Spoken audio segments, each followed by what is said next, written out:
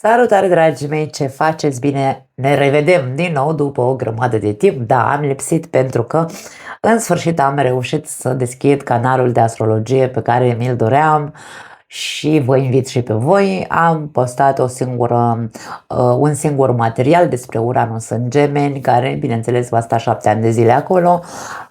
Vă invit, dacă sunteți curioși, am făcut și o interpretare pe zodii. Știți că interpretările mele, bine, cei care mă cunoașteți de pe canalul de tarot, știți că interpretările mele sunt sângeroase, să zicem așa, sunt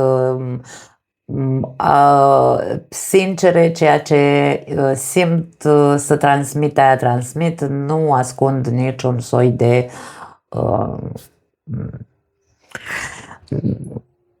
aspect pe care îl văd nici măcar în astrologie, nu încerc să îndulcesc aspectele care le fac planetele ca să câștig susținătorii pe canalul meu, nu.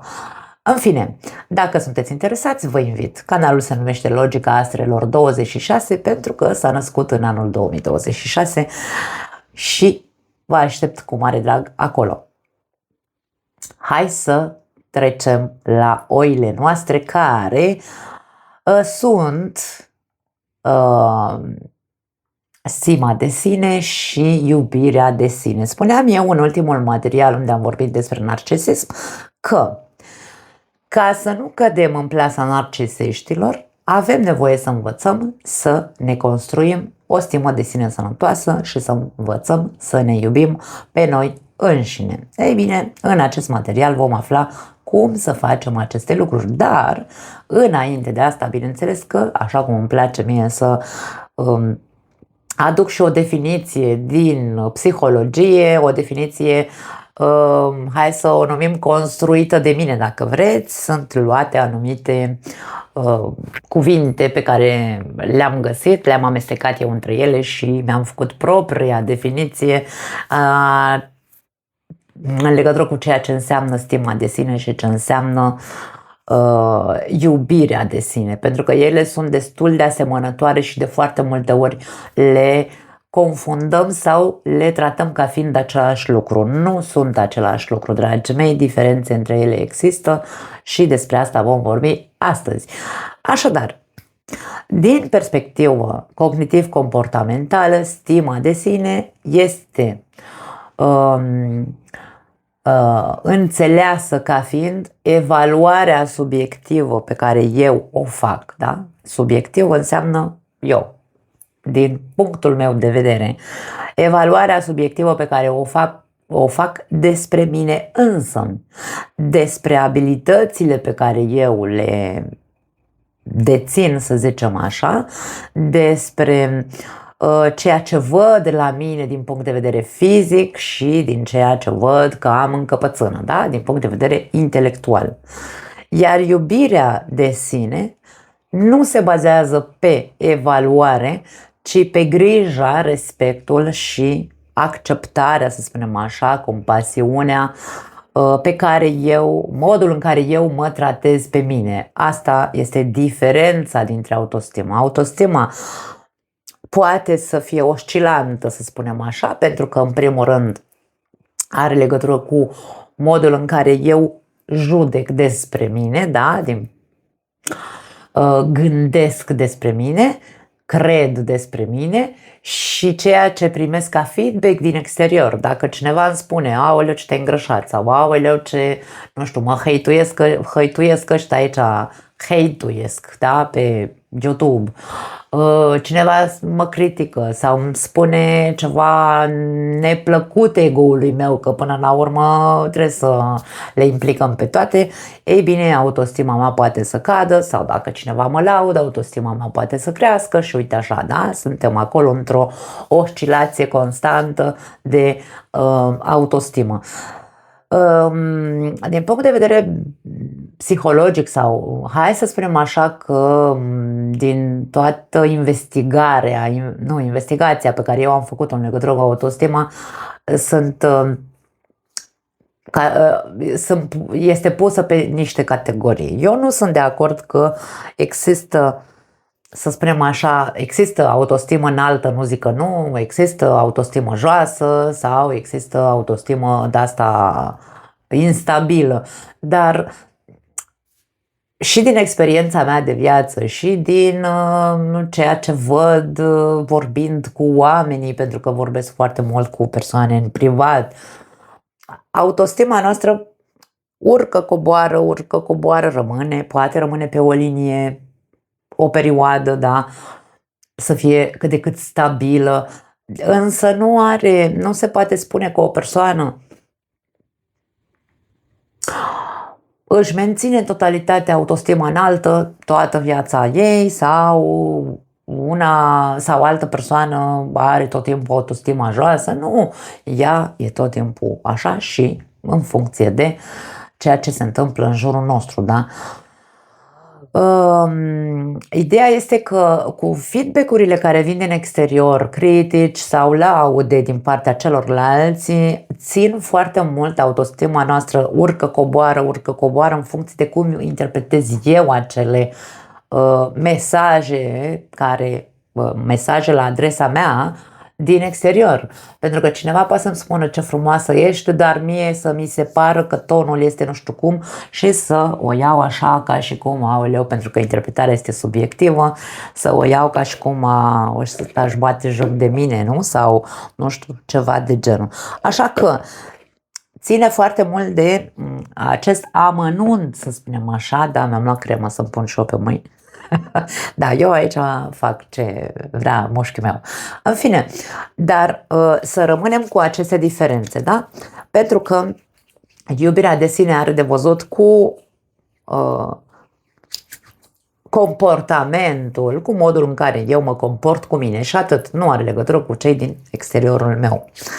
Așa că, mai departe, fiecare dintre noi, bineînțeles că dezvoltăm un soi de iubire de sine și de stimă de sine încă din copilărie, din adolescență, unii mai mult, alții mai puțin, depinde de împrejurările și de cum a fost mediul nostru înconjurător, bineînțeles, de modul în care arătam, pentru că fiecare dintre noi, dacă suntem mai răsăriți așa fizic, să zicem, avem tendința să fim mult mai, da, cu o stimă de sine mult mai înaltă, să spunem așa, dar bineînțeles că asta poate duce la un ego inflamat și bla bla bla, ce am vorbit în celelalte materiale.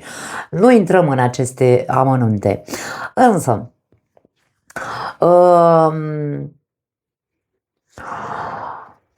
există posibilitatea inclusiv să pot avea o stimă de sine, hai să spunem așa, mai înaltă în anumite momente și să nu, dar să nu mă iubesc. Și invers, viceversa. Pot să fiu o persoană care mă iubesc pe mine însă să nu am o autostimă, hai să o numim sănătoasă, ca să nu mai zicem nici înaltă, nici joasă, nici oscilantă, da? O autostimă sănătoasă. Deci, dacă autostima, sau mă rog, stima de sine, ține de evaluarea pe care eu o fac asupra mea, atât fizic cât și intelectual, și de ceea ce spun ceilalți despre mine, din punctul meu de vedere, cum mă evaluez pe mine, automat trebuie să existe un celălalt cu care să mă compar. O evaluare înseamnă o comparație. Eu, dacă mă apuc așa, că sunt aici cu canalul ăsta care vorbim mai mult despre lucruri de viață și psihologie, dacă eu mă compar cu un psiholog care a făcut o carieră sau, mă rog, a învățat omul, da, ca la carte, normal că eu nu pot să am pretenții sau, hai să zicem așa, să vin eu aici îngânfată și să încep să zic că eu le știu pe toate. Nu, automat mă evaluez la nivelul la care eu mă aflu, nu mă bag în ceea ce nu cunosc, da? Așa că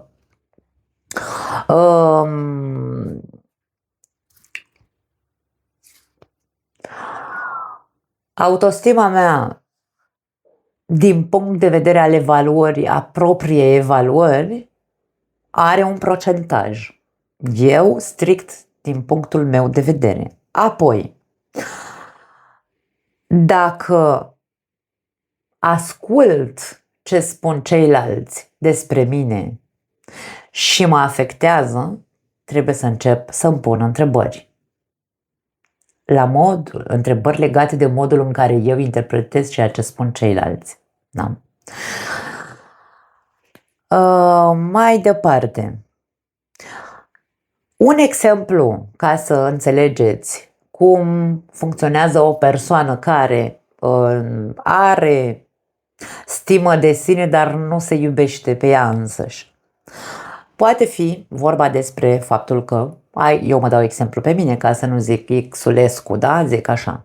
Sunt o persoană competentă sau mă consider, pentru că părerea mea despre mine este că sunt o persoană competentă cu anumite realizări în această viață și sunt încrezătoare în ceea ce fac, da? Cred în ceea ce fac și așa mai departe. Dar sunt extrem de exigentă cu mine, mă critic foarte dur și nu am grijă de mine absolut deloc. Nici să mă odihnesc, nici să-mi iau momente să mă relaxez, să fac lucruri care îmi plac, să ies să mă plimb, să mă duc să-mi cumpăr ceva, nu știu, habar n-am. Da? Și mai primesc și feedback-uri din exterior, bune, rele, nu contează, pe care le voi interpreta într-un fel sau altul. Despre ce vorbim aici? Despre faptul că autostima mea sau stima mea de sine este bazată doar pe performanță, da? Pentru că consider că sunt competentă și mă voi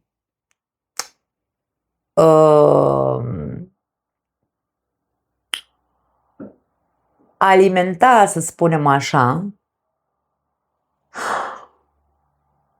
doar din ceea ce realizez. Dar am foarte puțină grijă de mine, adică am foarte puțină iubire față de mine. Acest comportament este, hai să spunem așa, legat de o stimă de sine condiționată de sunt valoroasă sau am valoare doar dacă fac lucruri sau doar dacă performez. Da? Rezultatul pe care îl obțin în viața mea, aparent pare că sunt sigură pe mine, dar pe interior sunt foarte fragilă când greșesc cu ceva sau dacă sunt criticată, mă voi prăbuși din punct de vedere emoțional. Așadar, imaginea mea este una de siguranță de sine, încredere și așa mai departe în propriile mele abilități, însă dacă primesc o critică așa, mă duc la vale, da? Cum mă manifest dacă am iubire de sine, dar nu am stimă de sine? Mă îndoiesc de mine, am dubii. Am dubii în ceva anume, da? Poate am dubii că, vezi, Doamne, ceea ce creez eu aici nu este de valoare sau, mă rog, nu e valoros sau nu are niciun fel de valoare. Dar mă tratez cu respect, am răbdare cu mine, îmi zic, ok, stai că mai poți să mai înveți și aia, poate ți-a mai mult timp să înveți, nicio problemă, dă-ți timp, sunt mai răbdătoare și compasivă cu mine. Pot să gândesc despre mine, nu sunt capabilă să fac nu știu ce material, de exemplu, dar mă apuc să studiez dacă e cazul, mă apuc să mă reactualizez dacă este cazul, să fac cursuri de specializare în cazul în care vorbim despre alte persoane care, nu știu, nu au dubii în ceea ce le privește, da, pe ele, competențele lor sau nu știu, a obține un job, pentru că dubiile sunt variabile, dragii mei, sau variate, nu trebuie să le las bătute în cuie doar aici că vorbesc eu pe un canal de YouTube. Sau pur și simplu pot exista dubii la nivel emoțional în care să nu mă simt eu bine, nu știu, în legătură cu a socializa sau în a începe o relație, da, pentru cei care nu aveți o relație. Nu-mi rămâne altceva decât să iubirea de sine, iubirea mea față de mine, blândețea pe care și compasiunea cu care eu mă tratez, mă va face să încerc să găsesc soluții, să rezolv acele probleme de dubii pe care le am. Mă duc la terapie dacă am nevoie să-mi rezolv problemele de neîncredere față de, nu știu, viața socială, de exemplu, sau relațiile de cuplu. Și investesc în mine, în ceea ce trebuie să specializez ca să pot să scap de acele dubii.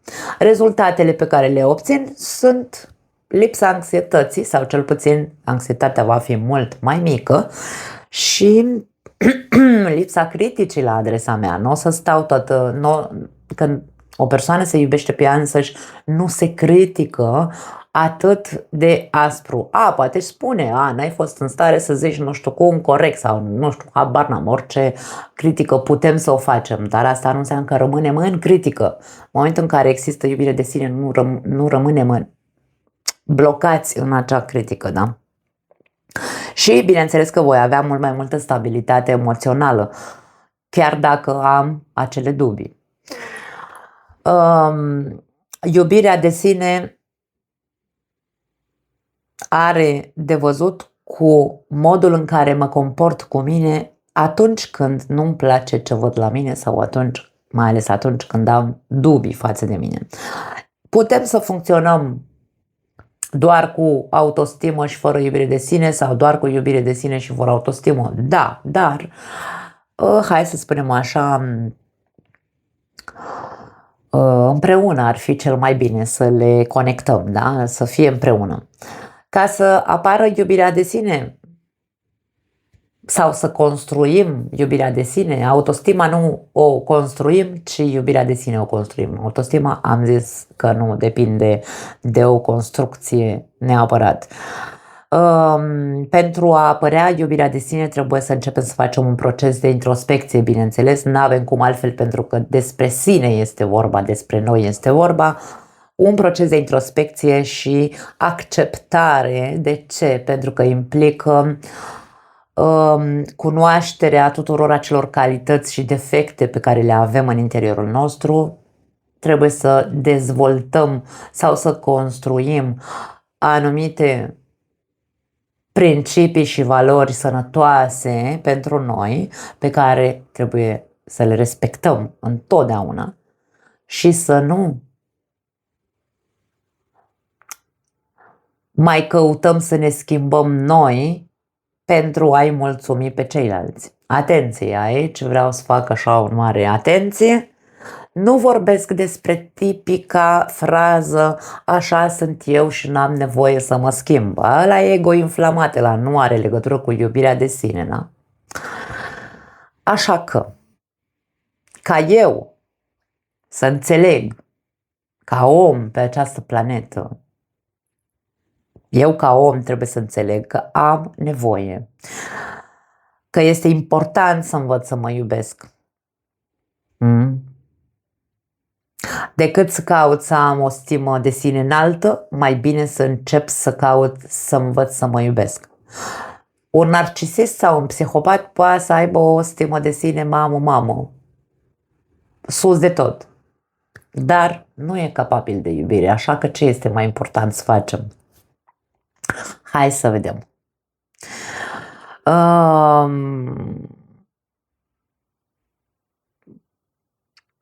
Înainte să continui, să zic așa, cu modul în care să construim principii și valori sănătoase pentru noi, mi-am mai luat eu aici niște notițe, pentru că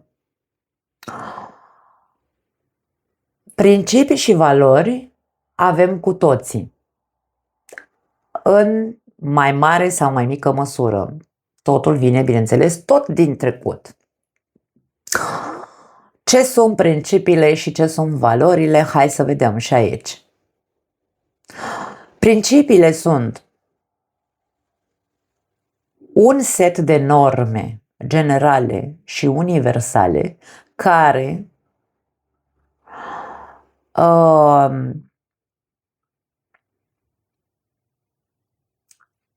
ne ghidează, să spunem așa, acțiunile în această viață și conduita, comportamentul nostru în cadrul unui context în concret, fie moral, cultural sau social.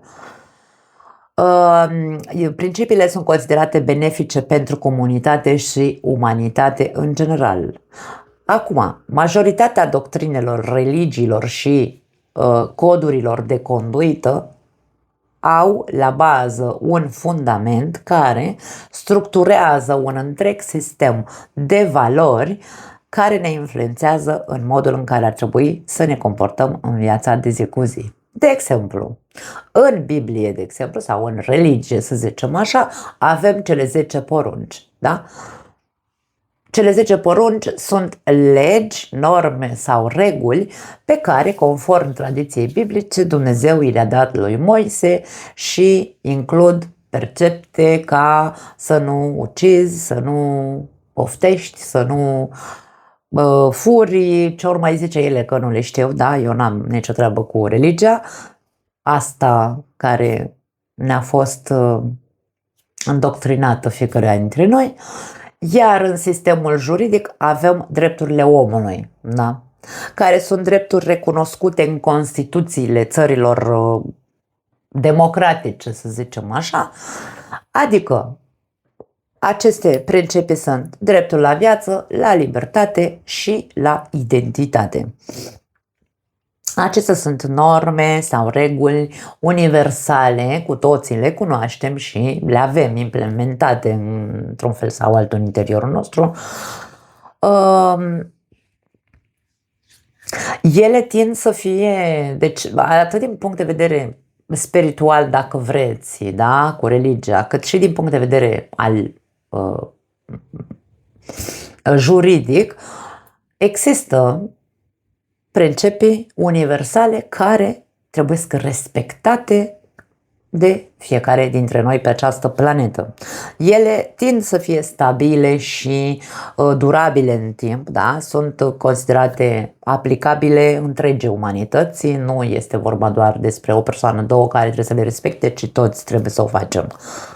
Valorile universale care reies din aceste principii de bază sunt transformate în calități sau atribute pe care cultura, religia și justiția doresc să fie implementate în societatea noastră, adică în noi, da? Bineînțeles că ele variază de la epocă la epocă, s-au schimbat, nu mai sunt alea de acum 200.000 de ani, acum avem alte, atât religia cât și justiția s-au mai actualizat și ele într-un fel sau altul. Dar continuă să fie, să se insiste să le practicăm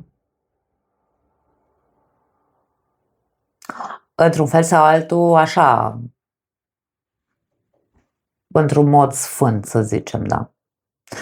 De exemplu, religiile precum iudaismul, creștinismul și islamul, dar și alte filozofii, bineînțeles, spirituale, budismul sau hinduismul, au promovat valori la nivel universal, da? Precum iubirea, compasiunea, caritatea și pacea.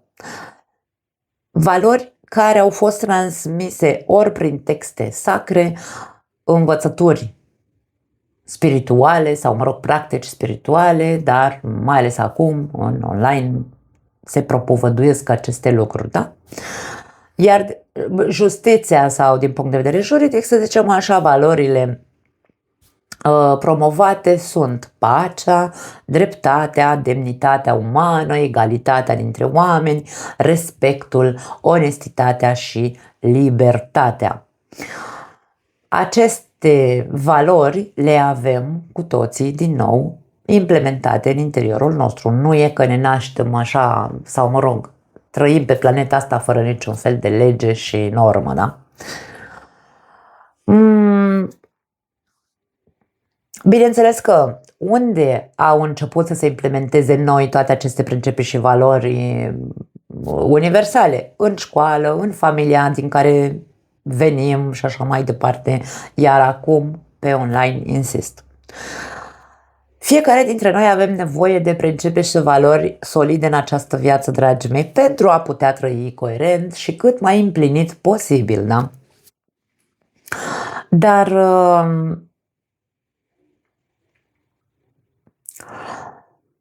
bineînțeles că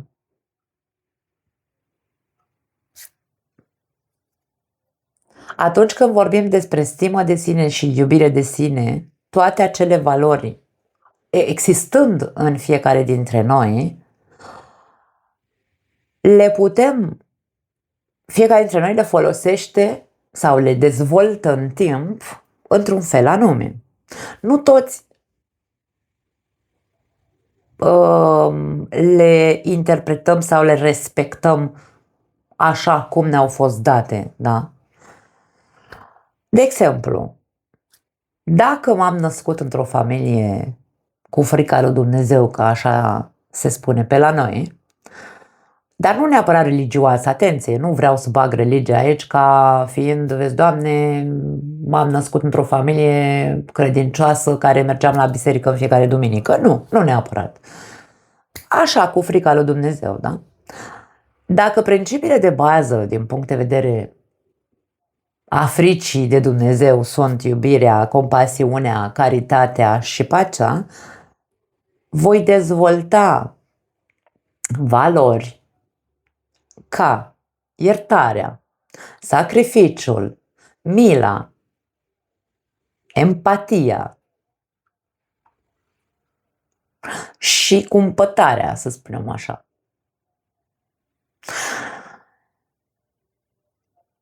Iar din celelalte principii legate de justiție, pacea, dreptatea, respectul și așa mai departe, voi face o amestecătură, să zicem, și îmi voi construi propriile mele principii de viață într-un anumit moment.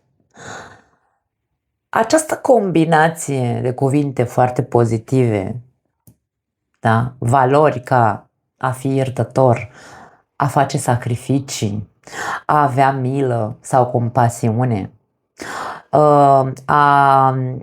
a fi empatic și a fi cumpătat, da?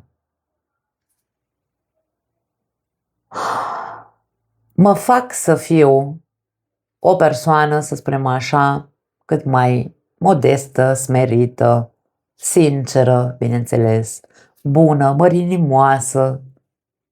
Dar, aici vine marele dar. În zilele noastre, aceste principii și valori sunt din ce în ce mai puțin respectate și apreciate sau valorate, dacă vreți. Și ajungem să cădem constant în capcanele celor cu care noi suntem buni și mărinimoși și așa mai departe, da? Ce facem atunci? Ce facem? Va trebui să reconstruim acele principii și valori pe care le-am folosit până acum, da? Pentru că iubirea de sine nu este sănătoasă, să zicem așa, în momentul în care eu sunt, de fapt, pe picior de victimă. Pentru că dacă sunt o persoană miloasă și mărinimoasă și așa mai departe și generoasă și luați sufletul din mine și așa mai departe, pentru că eu sunt iubire și nu știu, da? Că o iau și o pe cărări acum, ajung să fiu victimă pentru că voi fi luată de proastă, vor profita toți de mine și eu ajung acolo să mă întreb de ce mi se întâmplă, ce mi se întâmplă. Așa că ce-ar fi să ne întrebăm fiecare dintre noi? Am 4 întrebări aici pe care ar fi bine să încercați să răspundeți fiecare dintre voi. Ce fel de persoană vreau să fiu? Că e foarte ok să fiu o persoană cu frica lui Dumnezeu. Nu zice nimeni că nu, Doamne ferește, e un principiu foarte ok. Ce lucruri sunt cu adevărat importante pentru mine? Ce e important pentru mine în viața asta? E important doar așa să fiu eu foarte smerită și foarte mărinimoasă sau mai am și alte lucruri care sunt importante pentru mine? Ce principii vreau să continui să respect în viața mea? Ce fel de oameni vreau în viața mea? Astea sunt întrebările care probabil n-ar strica să ni le punem fiecare dintre noi. Bun, hai să vedem acum ce facem și cum construim iubirea asta de sine. Îmi aduc aminte că în primul material pe care l-am făcut când am făcut eu acel catarsis, eram eu foarte revoltată pe cei care sunt în online și ne spun cum trebuie să ne iubim noi pe noi pentru că de-aia nu avem relații sănătoase. Da, exact, îmi aduc aminte că exact așa am zis, foarte acidă. Da, e adevărat.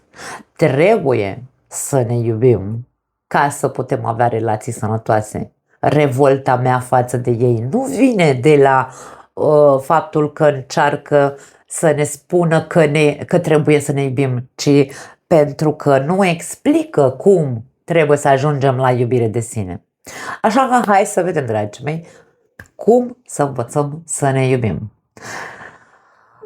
Spuneam mai devreme că întâi și întâi trebuie să mă apuc să fac introspecția interioară și să-mi cunosc calitățile, defectele și să îmi dezvolt acel set de principii și valori solide și sănătoase pe care să le respect la sânge. Deci nu pot să scap de, să găsesc scuze ca să nu respect acele principii și valori personale. Da? Acum, eu aici vă dau toate aceste cuvinte cheie care sunt valorile și principiile sănătoase, să spunem așa, într-o persoană, dar bineînțeles că voi puteți să le dezvoltați în continuare. Din punctul meu de vedere, principiile și valorile sănătoase pentru o persoană sunt, în primul și în primul rând, respectul, iubirea, blândețea, demnitatea, egalitatea, onestitatea, coerența, integritatea și responsabilitatea. Și apoi, bineînțeles, putem să băgăm și compasiunea, și empatia, blândețea, caritatea despre care vorbeam ca principii universale. Da? Limitele trebuiesc și ele învățate. Limitele, care limite? Limitele pe care eu trebuie să știu unde este dunga roșie care mă invadează în momentul în care eu trebuie să știu că există o limită în care să-i permit cuiva să mă violenteze, dacă vreți, da? Bun, toate aceste valori și principii întâi le practic pe mine. Eu întotdeauna am susținut și susțin în continuare și spun pe toate canalele mele, spun același lucru. Egoismul sănătos înseamnă grijă, respect și demnitate față de propria persoană, care mă ajută să ajung la sentimentul de iubire de sine. Când respect aceste principii și valori în ceea ce mă privește în interiorul meu și eu sunt cea care mă respect pe mine, mă tratez cu iubire, nu că mă iubesc, că deocamdată n-am ajuns să mă iubesc, mă tratez cu iubire, cu blândețe, cu compasiune și așa mai departe. Sunt corectă față de mine, da? Sunt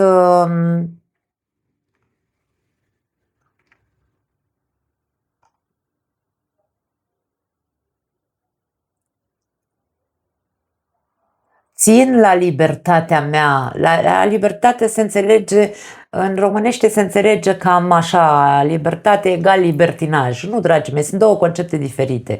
Libertatea înseamnă ca eu să-mi dau voie să spun ce vreau să spun, că nu arunc aici cu toporul în capul nimănui. Deci, sau în relația mea de cuplu, dacă eu simt ceva, am nevoie să exprim ceva, spun, domne, nu stau să mă feresc. Asta e pentru mine libertatea. Libertatea de expresie, libertatea spațiului meu privat, libertatea, nu știu, de a face, de a pleca, mă duc la cumpărături când vreau eu, nu trebuie să cer voie soțului meu, vezi că îmi dai voie să mă duc sau vezi că mă duc nu știu unde, altceva e să anunț că mă duc într-un loc, alta este să cer voie. Libertatea este foarte importantă în ceea ce mă privește, trebuie să știu care este nevoia mea de libertate, da?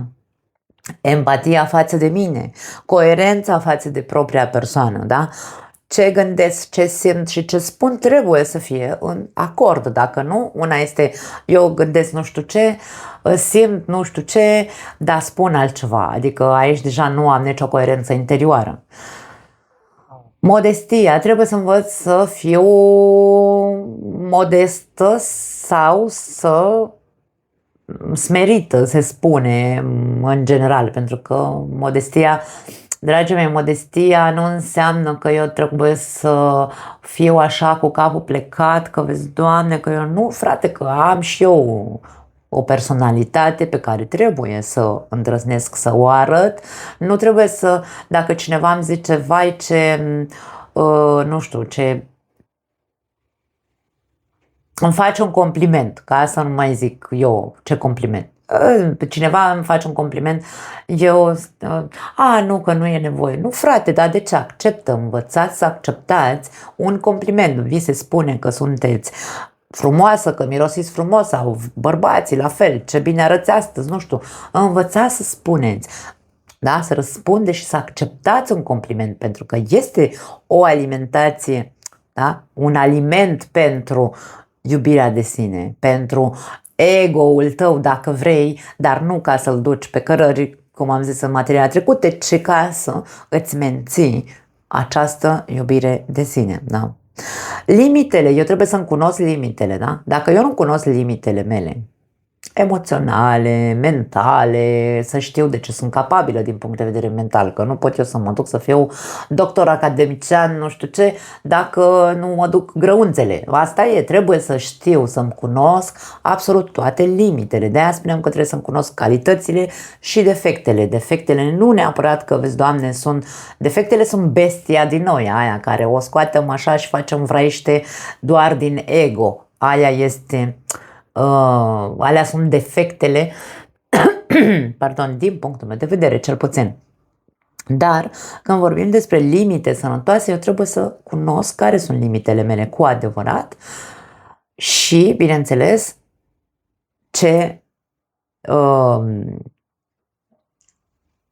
cum să învăț să pun limite celor care mă invadează, da?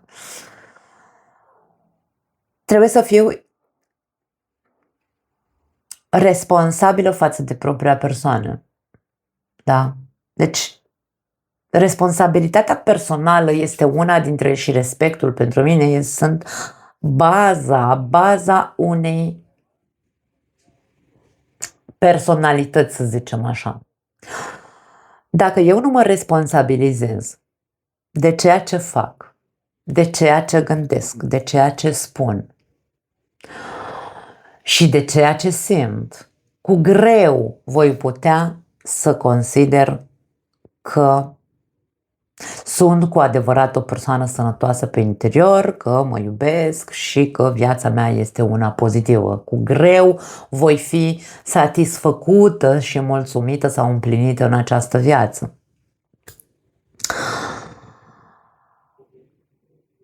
Când încep să respect aceste principii și valori, indiferent ce vine din exterior față de mine, ori ca atac, critică sau hate, sau plăcut, da?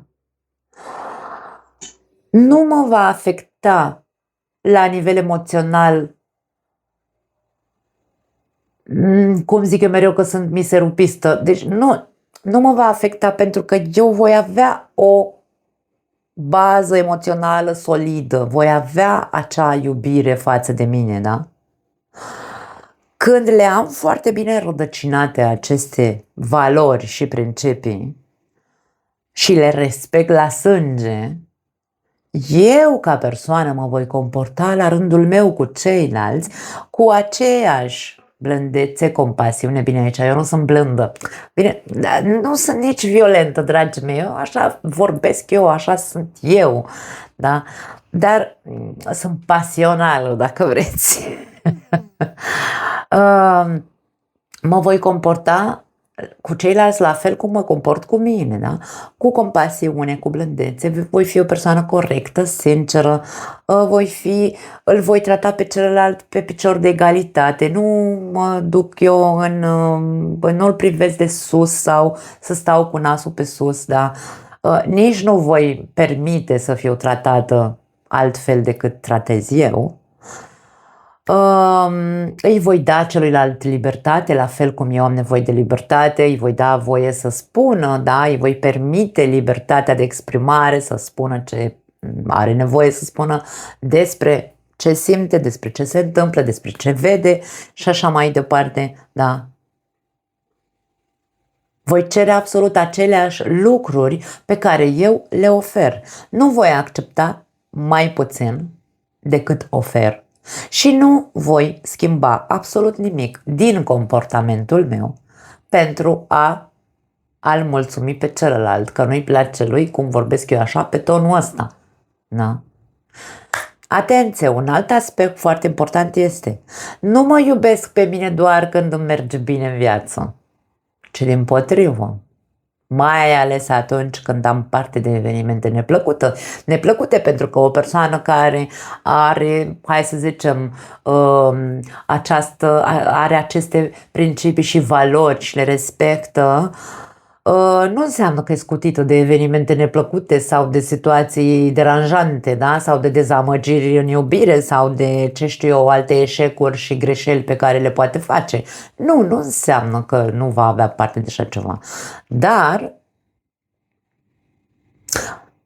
va trebui să continue să se iubească în continuare. Nu mă apuc acum să mă critic și să-mi dau șuturi în cur, ci încep să fiu îngăduitoare cu mine și să-mi spun: ok, e în regulă, ești om și tu ai dreptul să greșești, să dai cu bâta în baltă. Sau pur și simplu îmi spun: ok, evenimentul sau acum trec printr-o situație X, nu contează, este o perioadă complicată din viața mea, m-a dezamăgit X persoană, ok, nicio problemă, e ok. Învață din experiența asta.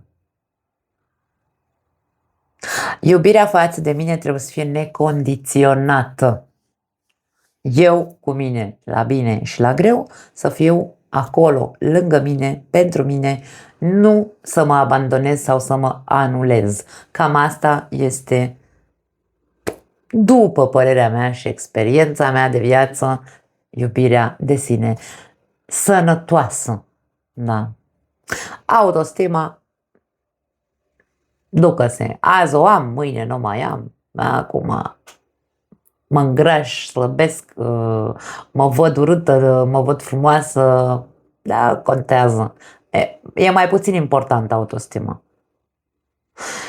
Iubirea de sine este foarte importantă. Așadar, dragii mei, iubiți-vă necondiționat pe voi înșivă, pentru că de la iubire de sine pleacă puterea de a-l iubi pe celălalt cu adevărat. Eu mereu am zis, atâta timp cât eu nu mă iubesc pe mine, nu pot să fiu capabilă să iubesc o altă persoană. Nu există. Ce e aia? Te iubesc de nu mai pot, dar eu mă tratez pe mine ca și cum aș fi ultimul om. Așa că, dragii mei, cam asta e materialul. Nu, sper că a fost destul de clar, că eu sunt un pic așa cu capul în 7 luni. Acum o să mă apuc oricum să filmez din nou pentru să filmez material de astrologie. Eu sper că a fost coerent și data viitoare adevărul e că deocamdată nu știu care va fi următorul pas, următoarea cutie a Pandorei deschisă, dar voi vedea eu.